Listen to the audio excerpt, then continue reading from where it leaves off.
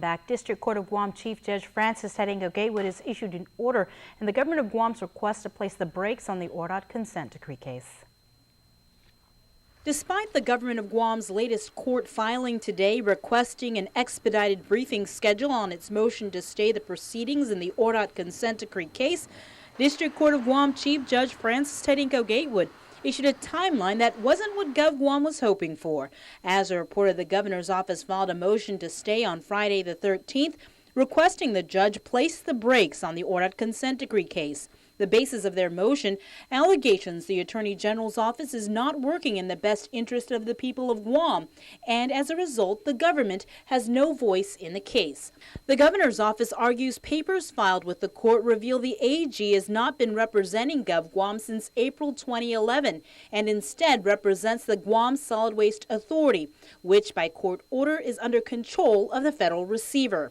GovGuam is urging expedited action with the court before the federal receiver executed a contract for the closure of the Ordot dump anticipated by the end of this month. Lieutenant Governor Ray Tenorio. The receiver is essentially not disclosed to the government of Guam what the taxpayer and the ratepayers of Guam are going to be paying as a consequence of the contracts that they're trying to negotiate. And look, this is the people of Guam's responsibility, and we're seeing it through.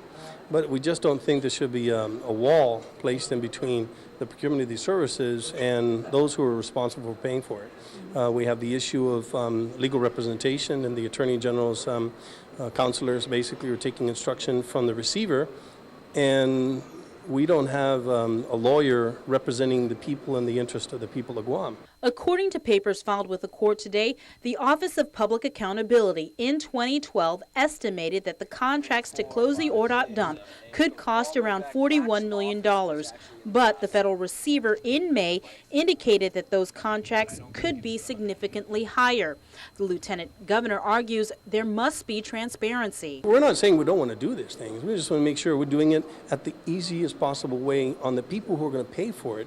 And they're saying we may have to pay more. Although the government was hoping to have opposition papers, responses, and a decision rendered by September 25th, the chief judge today ordered the AG to file a response to the motion to stay by the 27th, with the United States to issue a response no later than October 4th.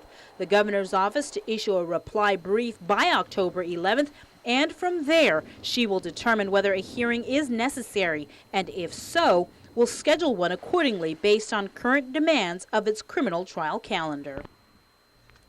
John Castillo pleaded